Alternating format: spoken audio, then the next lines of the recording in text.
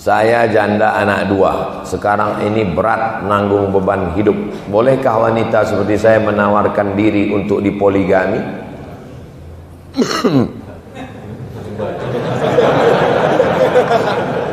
Kumat batuk saya.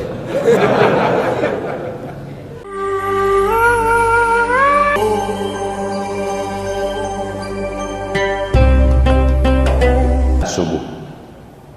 Namun saat itu waktu di jam handphone saya subuh masih kurang 1 menit. Azannya kecepatan 1 menit. Apakah puasa saya tetap sah? Jam 4:08 sudah ditetapkan oleh Badan Hisab dan Ruqyah. Di Kementerian Agama ada satu namanya BHR, Badan Hisab dan Ruqyah, yang menetapkan 1 Ramadan, 1 Syawal, dan yang menetapkan waktu sholat. Kalau sudah jam 4:08, maka yang jam 4:08 dia minum, puasanya batal. Tapi ada dalam hadis itu Pak Ustaz, apa kata Nabi? Siapa yang makan lalu kemudian mendengar azan, maka selesaikan makanannya. Makan dia, falyamdi, selesaikan makanannya. Itu dibaca syarah penjelasannya. Zaman Nabi, mereka azannya sebelum masuk waktu. Jadi kalau masuk waktunya jam 4:08, dia azan jam 4:06.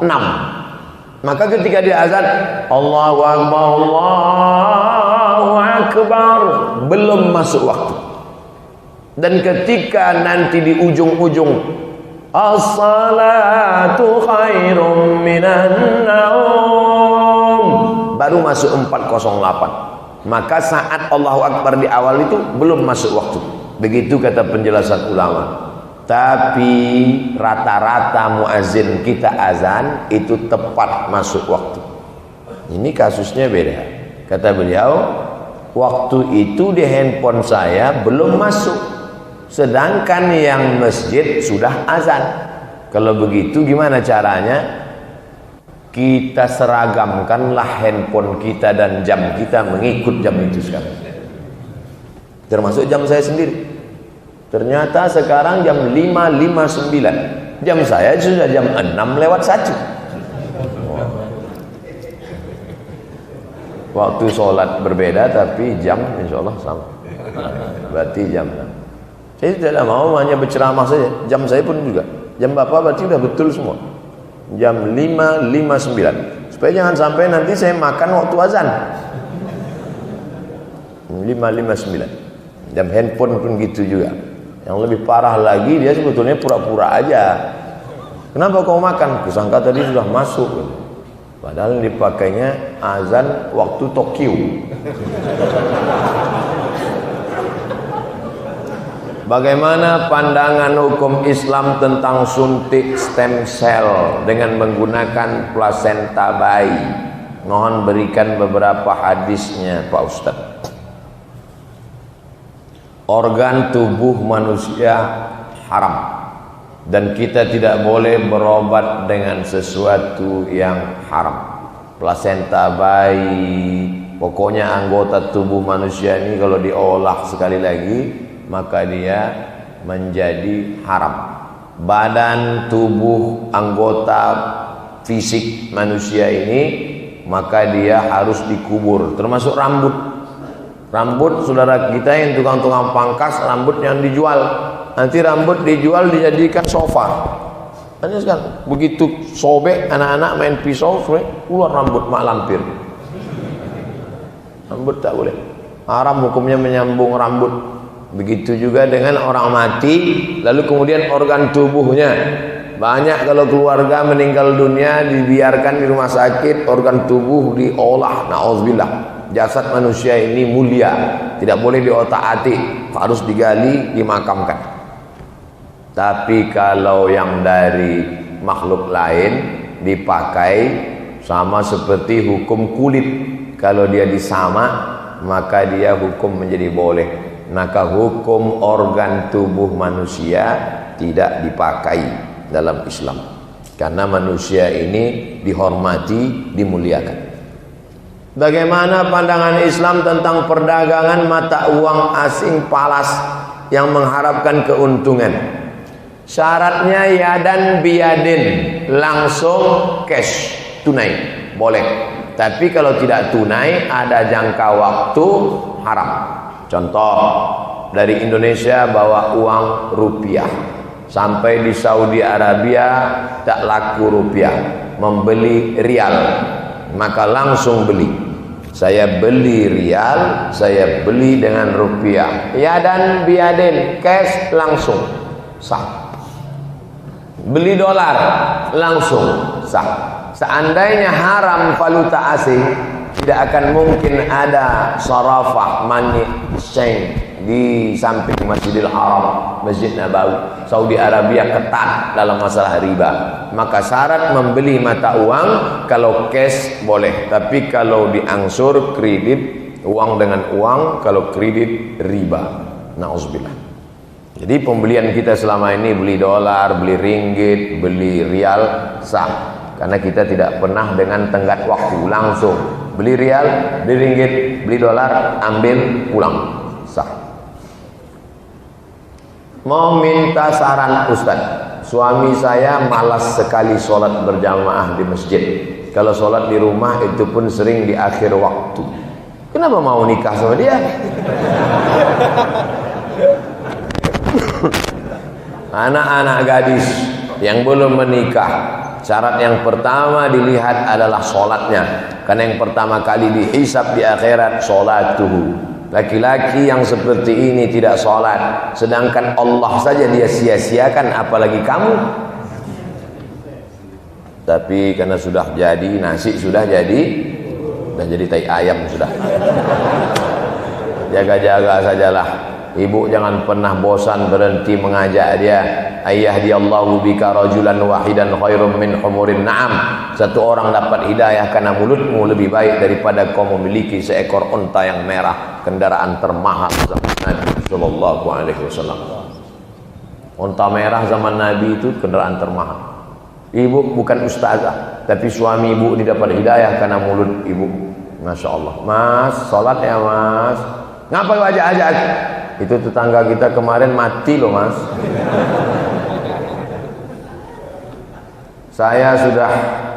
Ibu saya sudah meninggal. Beliau meninggalkan warisan. Sebelum meninggal ibu saya buat wasiat. Apakah warisan dibagi sesuai hukum waris atau dibagi sesuai dengan wasiat? Harta warisan dibagi setelah dikeluarkan wasiat. Min ba'di wasiyatin yusi biha audain. Setelah dikeluarkan wasiat, dikeluarkan hutang, barulah warisan dibagi. Wasiat tidak boleh keluar dari sepertiga harta. Kalau nanti mama meninggal, itu ruko untuk adikmu yang paling kecil. Hitung berapa harga rukonya. Harga rukonya 200 juta. Hartanya total 1 miliar. Maka harta yang dibagi 800. Sedangkan yang 200 dikeluarkan dulu untuk yang menerima wasiat. Baru boleh dibagi. Gimana kalau bunyi wasiatnya begini? Harta ini saya wasiatkan bagi rata saja. Wasiat yang bertentangan dengan hukum Allah tidak wajib untuk ditunaikan. Batal wasiat kalau bertentangan dengan hukum Allah. Kalau aku mati nanti tolong kafankan aku dengan kain terbuat dari jeans. Tanamkan di atas makamku 3 batang daun ganja dan siramkan whisky. Oh, ini wajib kita laksanakan Ustaz. Kalau enggak nanti rohnya gentayangan. Hantu. Ini wasiat bertentangan dengan hukum Allah, batal. Saya janda anak 2. Sekarang ini berat nanggung beban hidup. Bolehkah wanita seperti saya menawarkan diri untuk dipoligami?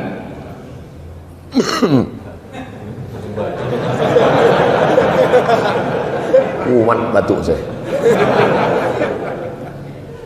apakah saya zalim pada istri sahnya, istri dia yang pertama?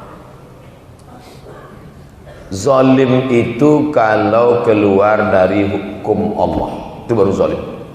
Batasan zalim tidak zalim itu, mana dia baru zalim? Kalau keluar dari hukum Allah. Sekarang saya tanya bapak-bapak, apakah poligami itu keluar dari hukum Allah? Berani bapak jawabkan karena nggak ada perempuan. Bapak tak tahu bahwa kamera ini terang di bawah. Itu hukum kaedahnya. Kalau keluar dari hukum Allah baru zalim. Ini banyak sekarang. Ustaz, tetangga saya punya utang, tapi saya mau nagih rasanya nggak enak hati. Saya kan zalim Pak Ustaz. Zalim itu kalau keluar dari hukum Allah. Ustaz, itu tanah rumah sebenarnya tanah almarhumah mak saya, tapi saya segan nanya sama kakak saya takut zalim. Justru kalau mau menyelamatkan dia dari harta haram, tanya dia, kakak, ini kan harta almarhumah mak kita kan, ini harus dibagi. Zalim tidak zalim itu batasannya adalah hukum Allah. Jelas? Ini tak perlu saya detailkan lagi, saya jawab secara umum saja. Ustaz, saya mau tanya, bagaimana hukumnya seorang laki-laki menikahi perempuan yang sedang hamil, sementara jabang bayi bukanlah anak dari laki-laki tersebut? Tidak boleh menikahi perempuan yang sedang hamil. Tidak boleh menyiramkan air di tanaman yang ditanam oleh saudaramu, kata Nabi SAW. Itu bukan tanaman. Nabi tidak menggunakan kata-kata yang porno, karena adab akhlak Nabi tinggi. Kata Nabi, jangan menyiramkan air di tanam yang ditanam oleh saudara. Tapi itu makna kiasan. Itu tanaman dia. Bapak jangan nikahkan anak bapak yang hamil dengan laki-laki, karena untuk menutup malu aib, dibuatkan pestanya, ditipu orang banyak. Nanti lahir anak pasti melanggar 4. Yang pertama, bin, pasti dipakai oleh bin nama dia, padahal bukan anak dia, bohong. Dari mulai ijazah TK, SD, SMP, SMA, S1, S2, S3 sampai batu nisannya bohong. Bin. 2, mati si bapak tidak dapat warisan. Mati si anak tak dapat warisan karena tak ada hubungan nasab. 3, lahir anak pertama laki-laki. Setelah itu lahir adiknya perempuan. Anak pertama yang laki-laki ini tidak bisa jadi wali bagi adik-adiknya karena mereka tidak ada hubungan nasab. Tapi kan tidak mungkin menceritakan ini ke adik-adiknya, aib. Maka sebenarnya ini hanya menimbulkan masalah-masalah baru. 4, lahir anak, kebetulan perempuan anak itu, lahir anak perempuan. Ini tidak bisa jadi wali nikahnya, walinya mesti wali hakim. Sedangkan dia sendiri pun yang menghamili, bukan laki-laki lain. Dia yang menghamili perempuan itu. Hamil perempuan itu 3 bulan, dinikahi, tidak boleh dia mewalikan anak itu nanti. Hai laki-laki yang pernah menghamili perempuan, lalu kemudian istrimu itu hamil, kau nikahi dia 3 bulan, 4 bulan, 5 bulan, atau 9 bulan 9 hari, akad hari ini, lahir besok, maka lahir dia itu bukan anak. Tapi ini anak saya Pak Ustaz. Tes DNA-nya dia positif, DNA tak laki, tes darah tak laki. Ini anak saya, bukan anak. Apa salah saya? Kau mencoblos sebelum hari H. Haram. Setelah 40 hari melahirkan, mengulang ijab kepada seorang penghulu dan kuah, seorang ustadz sebagai wali perempuan. Jadi waktu akad hanya 4 orang, pria, wanita, penghulu, wali. Mempermain-mainkan hukum Allah Subhanahu wa taala. Hamil, nikah, lahir anak, ijab lagi. Kalau hijab kabul kedua kali, berarti hijab kabul yang pertama mansukh, batal. Lalu selama serumah itu apa hukumnya? Setempat tidur, serumah, pergaulan, sedangkan hukum batal. La haula wala quwata illa. Jangan main-mainkan hukum Allah Subhanahu wa taala. Saya sedang hijrah sekitar 2 tahun belakangan. Doakan supaya istiqomah. Nanti di akhir majelis kita sama-sama berdoa. Selama ini saya belajar dari majelis berpindah-pindah masjid. Ada kajian saya datang, tapi sampai saat ini saya merasa masih sangat kurang pengetahuan agama. Bagaimana kiranya agar saya dapat bimbingan agama dari nol sampai bisa melaksanakan syariat baik. Karena kalau ikut kajian di masjid-masjid, tema-temanya selalu ganti-ganti. Bagaimana adab mencari ilmu? Ilmu dibagi 3: akidah, syariat, fikih, akhlak. 3. Maka ngajinya 3. Cari pengajian yang bersilabus. Ada tuh pengajian yang silabus. Atau baca kitab kepada habaib. Baca kitab ini, baca kitab fikih. 3 itu mesti diisi, 3 kamar. Akidah tentang Allah, Rasul, hari kiamat, azab kubur, surga, neraka. Yang kedua tentang fikih halal haram. Fikih salat. Pertama fikih taharah, bersuci. Habis itu fikih salat, fikih zakat, fikih puasa, fikih nikah, fikih. Yang ketiga adalah tentang akhlak, mensucikan hati dari takbur, sombong, hasad. Setelah hati bersih, diisi dengan zikir, diisi dengan ridha, diisi dengan tawakal, diisi dengan qanaah. Siapapun ustadznya tidak pernah keluar dari 3 tema ini: akidah, fikih, akhlak. Kertas terakhir. Ayah saya sudah meninggal. Dulu waktu masih hidup bercita-cita membangun masjid, tapi belum sampai, belum punya uang. Sekarang anaknya sudah berkecukupan. Bolehkah kami anak-anaknya membangunkan masjid atas nama ayah kami tersebut? Boleh. Mana dalilnya? Datang saat menjumpai Nabi. Ummi matat, emak saya mati, meninggal. Afa atasaddaqu anha, kalau saya bersedekah apakah pahalanya sampai kepada almarhumah emak saya sudah meninggal? Kata Nabi, tasaddaq, sedekahlah. Ini dalil amal anak-anak sampai pada orang tua. Ayu sadaqatu afdal, apa sedekah yang paling afdal? Kata Nabi, saqiyul ma, memberi air minum. Yang paling bagus ngasih air minum. Apa pelajaran? Sedangkan air minum segelas kau hadiahkan pahalanya untuk almarhum ibu ayahmu sampai, apalagi membangunkan masjid. Kumpul anak-anak, bangunkan masjid, pahala mengalir untuk almarhum. Niatkan wakaf fisabilillah. Anaknya dapat, orang tuanya pun dapat. Mudah-mudahan anak-anak kita termasuk anak yang berbakti seperti anak almarhum. Al-hadhihi niyah al-Fatihah. A'udzubillahi minasyaitonir rajim. Bismillahirrahmanirrahim. Alhamdulillahirabbil alamin. Arrahmanirrahim. Maliki yaumiddin. Iyyaka na'budu wa iyyaka nasta'in. Ihdinas siratal mustaqim, siratal ladzina an'amta 'alaihim ghairil maghdubi 'alaihim waladdallin. Amin. Allahumma inna nas'aluka salamatan fid din.